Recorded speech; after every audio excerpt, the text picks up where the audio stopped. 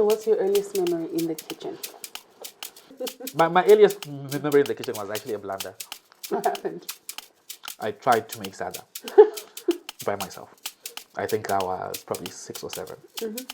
And I would come home earlier than everybody else. And I tried to make sadza by myself because I'd Were you that hungry? It wasn't hunger. I was trying to experiment. I'd seen my mom do it. I'd seen my sister do it. So I was like, I can probably do this. So I actually tried to make sadza at 6 or 7 by myself. Predictably, it was a disaster. It didn't go so well. What was the disaster? The sadza or the cooking process? Or everything about that meal was a disaster. Worst thing, my mom found me in the middle of it. My plan was to have this sadza with tomato sauce. Tomato sauce? Yes, and my mom found me in the kitchen doing that, and she was not pleased at all. You ruined the kitchen, I'm sure. For wasting meal, and yeah. Okay.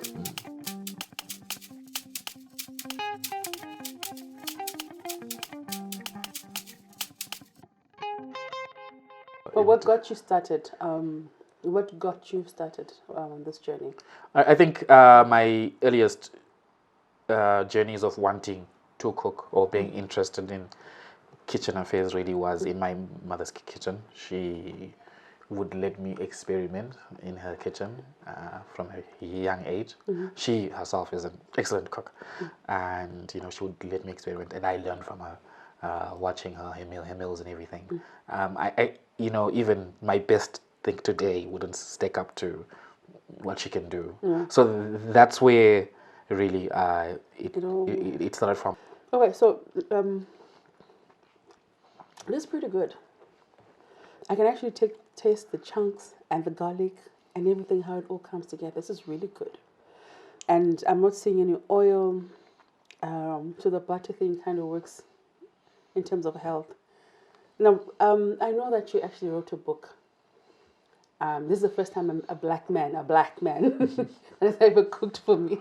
Okay, all right. And I know you have written a book around this. Just tell me a bit more about your book. What is it about? What is it called, actually? What's the name of your book? Well, first of all, thank you. I'm happy that you're enjoying the meal.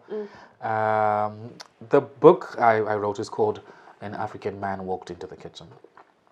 And it's a kitchen guide for men, African men, particularly who have never been in the kitchen their whole lives and are just wanting to start cooking or trying to find out how they can start cooking.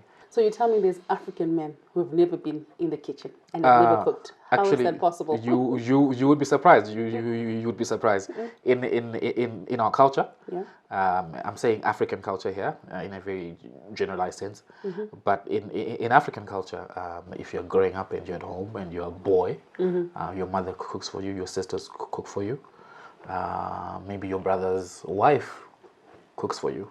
Boys generally aren't allowed in the kitchen. And as you grow, you get married and your wife cooks for you. So there comes a point where you could be 40 and having never actually entered in the kitchen to cook. In my next life, I want to be a man. Sounds like an easy job. Okay. Your plot is... Okay. Okay, so are we cooking? Yes, we are. What are we cooking? We are making sadza right now, which is our staple in Southern Africa. Which is what, mealie meal? This is mealie meal. Why do they call it sadza? What is a mealie meal sadza anyway? It's Shona. It is, but I can't even tell you where the name comes from. What it means. Or what sadza means. But sadza basically it's a meal made of maize corn. I think as Southern African people, this side we've been having it for at least for the past 300 to 400 years. Maize came with the Portuguese. It's originally from Mexico. Oh, really? Yes. It's not African? No, actually, no. Maize is not African. Oh, this is... But maize did improve our diet. It improved how we were eating because you could get a much higher yield than sorghum or millet. That's why maize is quite popular today. So you can imagine from the grains that you could get from millet, same amount of land, you will get a much higher yield with sadza. So what are you hoping to achieve with this book? It's a book that invites men into the kitchen with their wives, men into the kitchen with their daughters, men into the kitchen with their girlfriends. I've always said that, you know, men who cook make better husbands and better dads and better boyfriends and better partners in general. And cooking itself is just an essential human skill. Okay.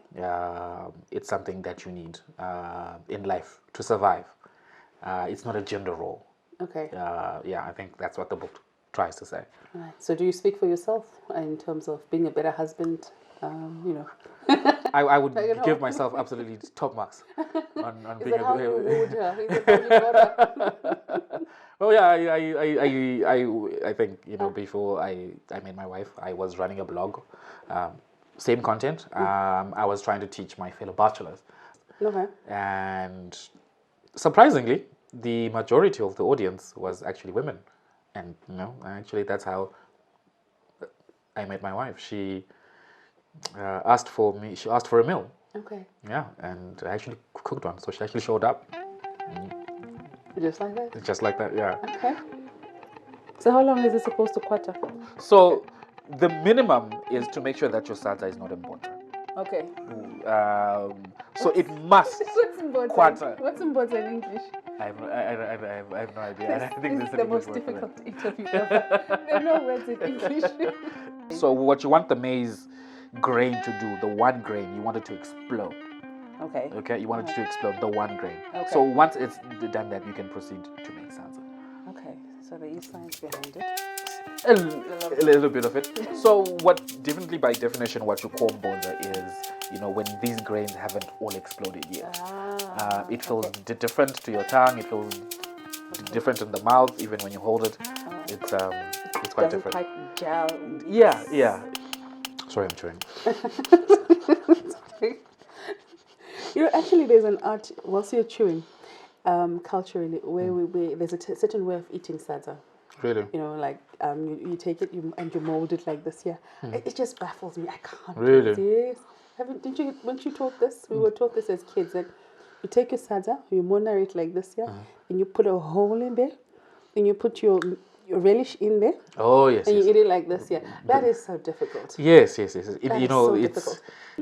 you want to know what's easy? It's just grabbing a piece and eating. Okay. So, growing up, did you have any male examples? Men cooking in the kitchen? You know, my dad would not go hungry because there was nobody around to cook for him. He would, if he was hungry, he would just cook. Even up to now, up to this day, if he's hungry, he goes into the kitchen and makes something for himself. So I learned that you know, there was really no rules. There was no divide. If you're hungry, cook and eat. Okay. That's it. Don't wait for people to make a meal for you. So that was a great inspiration. It is the liberty of seeing your father go into the kitchen allowed me to go into the kitchen as well. Maybe if I had never seen him in it, maybe I would have never thought this is something that a man can do.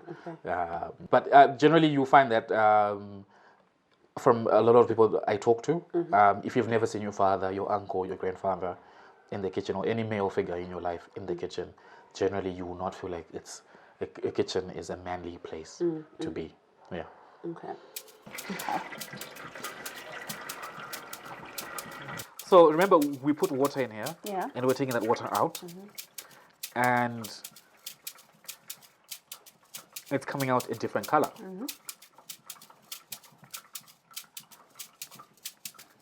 Don't worry, none of the nutrients are coming out.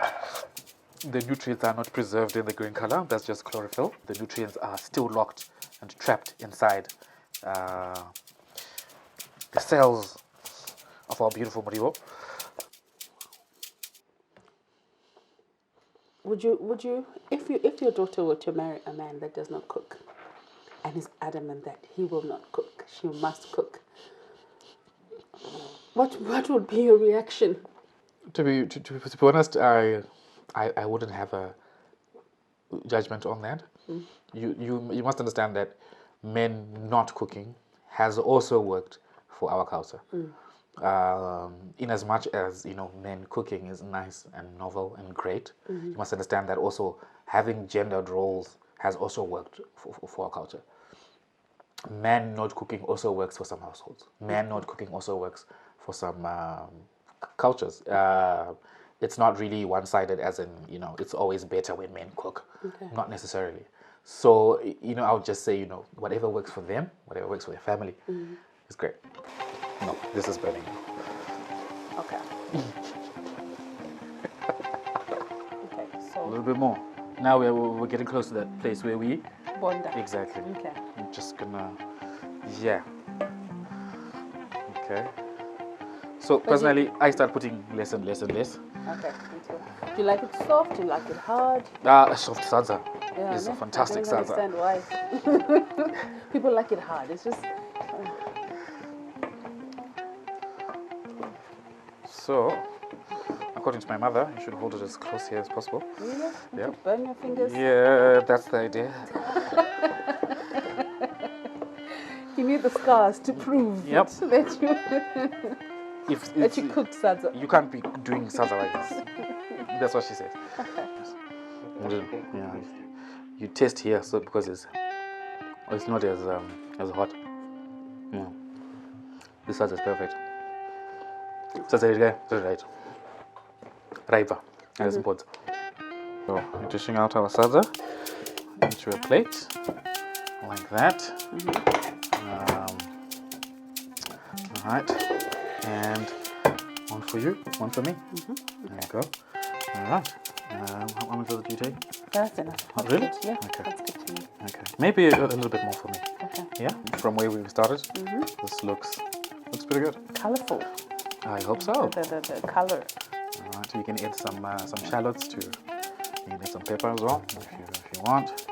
Tawisa marriage. Kuti zvinyatsoita. All right. Right.